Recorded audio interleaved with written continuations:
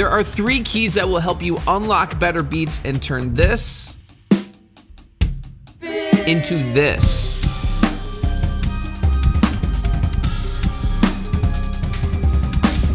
And stick around because I'm gonna shave my brother's head if he can't apply all 3 keys to his terrible drum skills. Key number 1 is hi-hat creativity. Pros use hi-hat creativity all the time to switch up how their beats sound and to add a little bit of flair into their drumming. So how can we take this concept and utilize it in our own drumming? Step number 1 is to add a rudiment at the end of your measure. Closing out your beat with something out of the ordinary is an incredible way to make your beats feel more fresh and engaging. And it doesn't have to be complicated. It can be as simple as playing a paradiddle between your hi-hat and your snare drum, like this.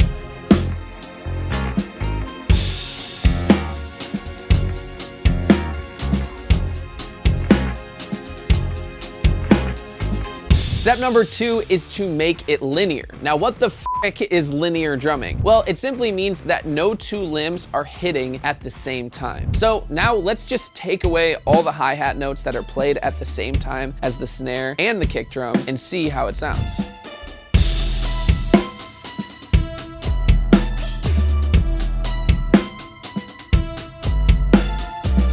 Step number 3 is to add in new subdivisions. All this means is to add in a new type of note. Now, the easiest place to add in a new type of note is at the end of a measure. But the problem is we already threw in the paradiddles at the end of the measure. So let's double the length of this beat and throw the 8th note triplets at the end of measure number 2.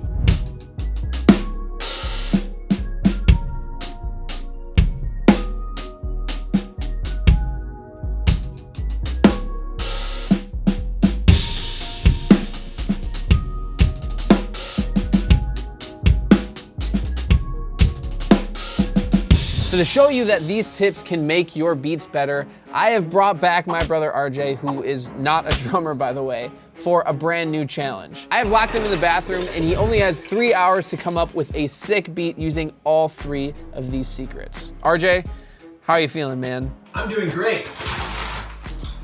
That's cute because if you can't pull it off, we're gonna shave the DBO logo in the back of your head. Okay, no, let me out of here. Bye. But if he does pull it off, we are going to give one lucky subscriber a free pair of my custom drumsticks. So let's see how he's doing on this so far. Now what? What if I try opening the hi-hat right before the snare hit? Nope. And I like it. What do you think? You're not here, it's just me.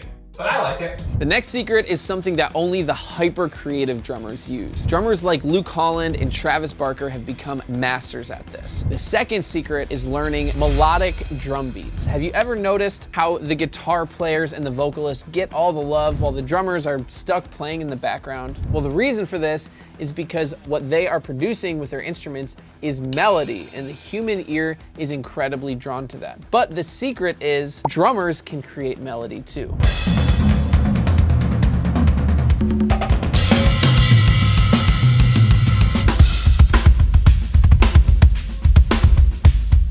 Step 1 is to establish a kick and a snare pattern. Now, I like to use halftime grooves, which means the snare goes on beat 3. This gives me more space to add in melodic notes.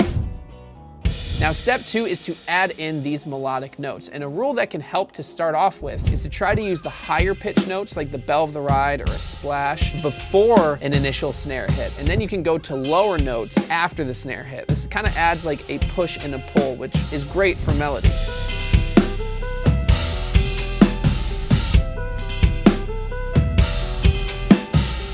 Now, honestly, you could end the groove where we just left it off and it would sound awesome and really melodic. But if you want it to drive and have a little bit more consistency to it, you can add a consistent subdivision in between all the melodic notes, like a simple 8th note pattern on the closed hi-hat.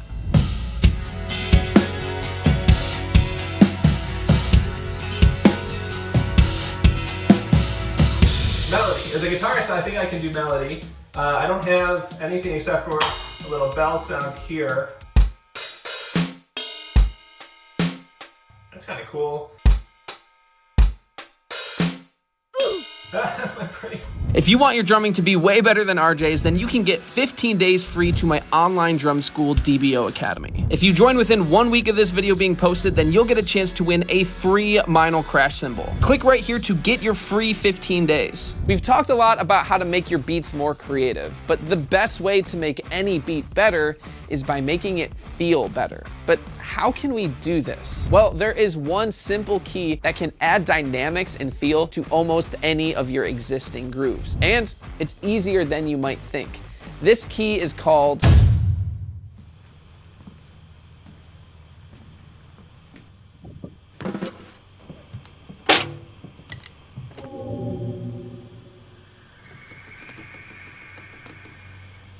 what?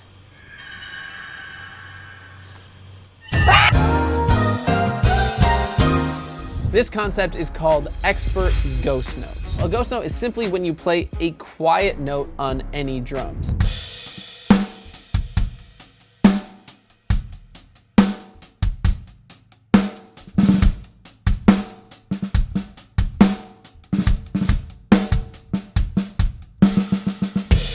Now, step one is to simply add one single ghost note at the end of this basic beat, and it will immediately start to sound a lot better and a lot groovier.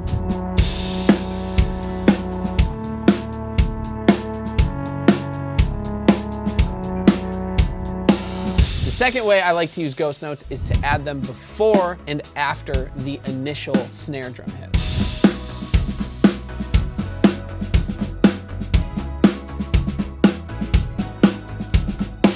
And the third way I like to use ghost notes is to change the subdivision at the very end of a measure along with the hi-hat.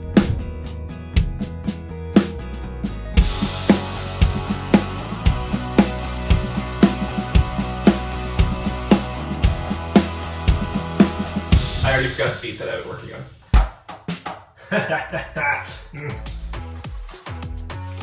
I don't think I've played this through one time without messing it up. And I need to learn how to play it faster, and I'm running out of time.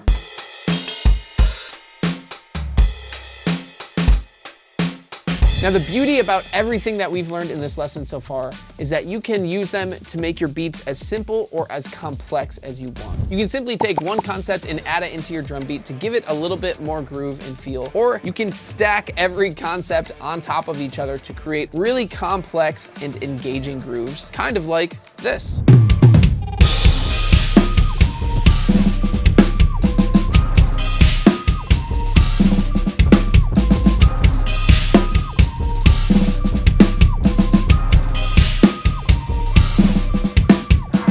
All right, I think it is about time to see if RJ was able to pull off this challenge or if we are gonna shave a DBO logo in the back of his head.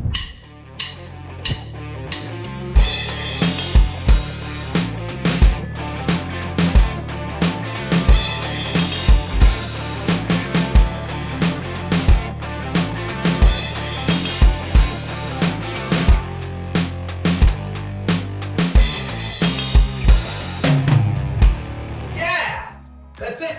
That was actually pretty impressive, especially for someone who doesn't play drums, but when he does, exclusively plays them in his bathroom. So congratulations to this subscriber. You just won a free pair of my drumsticks. So make sure you subscribe and click this video to learn 3 keys to better fills. Stay true.